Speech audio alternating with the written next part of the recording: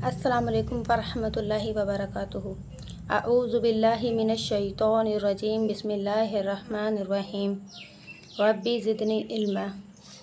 जी अल्हम्दुलिल्लाह, हमारा इकरा कायदा मुकम्मल हो चुका है। उसके बाद हमारी नमाज भी मुकम्मल हो चुकी है और आज से हम आगाज़ करने जा रहे हैं अम्मा पारा का, जिसमें हम इंशाअल्लाह डेली तजवीद, तर्जमा, लफ्ज़ मानी और मुख्तसर सी डिटेल के सूरत कब, कहाँ, क्यों नाजिल हुई, जिस तरीके से हमने अपना इकरा कायदा बिल्कुल आसानी के साथ मुख्तसर तरीके से मुकम्मल किया, उसी तरीके से इंशाअल्लाह हम अपना अम्मा पारा भी मुख्तसर तरीके से मुकम्मल करेंगे। आज हम सूरह नास कर रहे हैं। नास जो है वो अरबी ज़बान में लोगों को कहा जाता है। इस सूरत में जिस आफत और शर का बयान है वो इंसान के साथ मखसूस है। इसका नुकसान सिर्फ इंसान को होता है, इसलिए इस सूरत का नाम ही इंसानों पर है। सबसे पहले हम इसकी सीखते हैं तजवीद। बिस्मिल्लाहिर्रहमानिर्रहीम। क़ुल अऊज़ु बिरब्बिन नास, मलिकिन नास, इलाहिन नास, मिन शर्रिल वसवासिल खन्नास, अल्लज़ी युवस्विसु फ़ी सुदूरिन नास, मिनल जिन्नति वन नास। अब हमें इसमें किन बातों का ख्याल रखना है? सबसे पहले कुल का काफ को हमने मोटा पढ़ना है। ओ आइन की आवाज़ क्लियर निकालनी है। जज़म वाली वाव पीछे पेश, वाव मद्दा है, 2 हरकत हमें लंबा करना है। जाल नरम हर्फ है तो इसमें सीटी की आवाज़ ना आए। रॉ के ऊपर ज़बर है तो रॉ को मोटा पढ़ना है। नून मुशद्दद है तो यहाँ पर गुन्ना होगा। अलिफ से पहले ज़बर, 2 हरकत लंबा करेंगे। मीम के ऊपर ज़बर है, लाम के नीचे ज़ेर है। ज़बर और ज़ेर को लंबा होने से बचाएंगे। नून मुशद्दद है, फिर से इस पर गुना होगा और अलिफ से पहले ज़बर, 2 हरकत लंबा करेंगे। यहाँ पर पड़ी और खड़ी हरकत दोनों साथ आई है। ज़ेर को लंबा होने से बचाएंगे। खड़ी हरकत यानी कि खड़ी ज़बर को 2 हरकत लंबा करेंगे। नून पे गुन्ना, अलिफ से पहले ज़बर, 2 हरकत लंबा करेंगे। नून साकिन के बाद शीन है यानी हरूफ हल्की नहीं है तो यहाँ पर गुन्ना होगा। अलिफ से पहले ज़बर, 2 हरकत लंबा करेंगे। अलिफ से पहले ज़बर, 2 हरकत लंबा करेंगे। अलिफ मद्दा है और नून पे गुन्ना होगा। अल्लज़ी जज़म वाली या पीछे ज़ेर, 2 हरकत लंबा करेंगे। या मद्दा है। यहाँ पर भी जज़म वाली या पीछे ज़ेर है, या मद्दा है, 2 हरकत लंबा करेंगे। जज़म वाली वाव पीछे पेश, वाव मद्दा है, 2 हरकत लंबा करेंगे। नून मुशद्दद पे गुना होगा। अलिफ से पहले ज़बर, अलिफ मद्दा है, 2 हरकत लंबा करेंगे। नून मुशद्दद पे गुना होगा। अलिफ से पहले ज़बर, अलिफ मद्दा है, 2 हरकत लंबा करेंगे और नून मुशद्दद पे गुना होगा।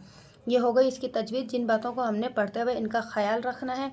उसके बाद इसका लफ्ज़ मैंने कौल कह दीजिए। यहाँ पर नबी की नबूवत की तरफ इशारा किया जा रहा है कि ए नबी फरमा दीजिए हमारी तरफ से, अऊज़ु मैं पनाह में आता हूँ, बिरब्बी रब की, नास, नास जो है अरबी में लोगों को कहा जाता है, इंसानों को कहा जाता है, इसलिए नास लोग, मालिकी मालिक यानी कि बादशाह, नास फिर से लोग, इला यानी कि माबूद, नास लोग, मिन का मतलब होता है से, शर मनी शर जो है वो शरीर से निकला है। हम लोग कहते हैं ना कि अल्लाह ताला हमें उसके शर से महफूज रखे।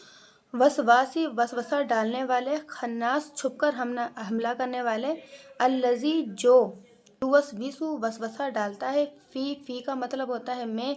हम कहते हैं ना फ़ी सबीलिल्लाह यानी कि अल्लाह की राह में, तो फ़ी का मतलब होता है मैं। सुदूरी सीने या दिल। नास फिर वही इंसान या लोग। मिन का मतलब होता है से। यहाँ पर जिन्नती यानी कि जिन, और वन्नास वाव का मतलब होता है और नास का मतलब है इंसान या लोग। ये हो गया इसका लफ्ज़ी तर्जुमा। अब इसके तर्जुमे को समझते हैं। कह दीजिए ए नबी मैं पनाह में आता हूँ लोगों के रब के साथ, लोगों के बादशाह के साथ, लोगों के माबूद के साथ। पहले यहाँ तक समझते हैं कि इस सूरत में अल्लाह ताला की 3 सिफ़तों का जिक्र किया गया है कि जो सब लोगों का रब है, सब लोगوں کا بادشاہ یعنی سب لوگوں کا معبود۔ اس سے مراد یہ ہے کہ ہر مالک اپنی مملوکہ کی، ہر بادشاہ اپنی عوام کی اور ہر معبود اپنی عبادت کرنے والے کی حفاظت کرتا ہے۔ تو پھر وہ تو ہمارا رب ہے جس کی ہم عبادت کرتے ہیں، جس نے ہمیں بنایا ہے، جو ہر اچھائی برائی کا مالک ہے۔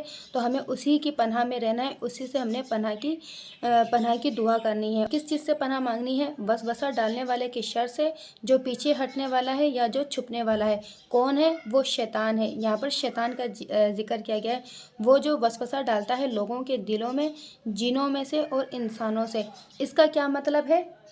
اس صورت میں ایسے شر سے پناہ مانگنے کا حکم دیا جا رہا ہے جو تمام گناہوں کی جڑ اور سبب ہے۔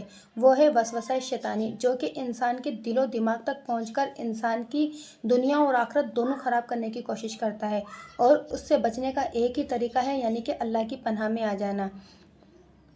اور یہاں پر فرمایا گیا ہے کہ جنوں میں سے، انسانوں میں سے، یعنی کہ کچھ شیاطین ایسے بھی ہوتے ہیں جو انسان کے لباس میں آتے ہیں، جیسے کہ انسان کو غلط مشورے کے ذریعے انسان کو بہکاتے ہیں، جس سے بھی انسان کو نقصان ہی ہوتا ہے۔ تو ایسے انسانوں سے اور ایسے جنوں سے یعنی کہ شیاطین سے اللہ تعالیٰ ہم سب کو اپنے حفظ و امان میں رکھے۔ اس لیے ہمیں صرف اور صرف اللہ تعالیٰ سے ہی پناہ کی دعا کرنی چاہیے، اللہ تعالیٰ کی پناہ میں رہنا چاہیے، تاکہ ہم دنیا اور آخرت دونوں نقصان سے ہم بچ سکیں۔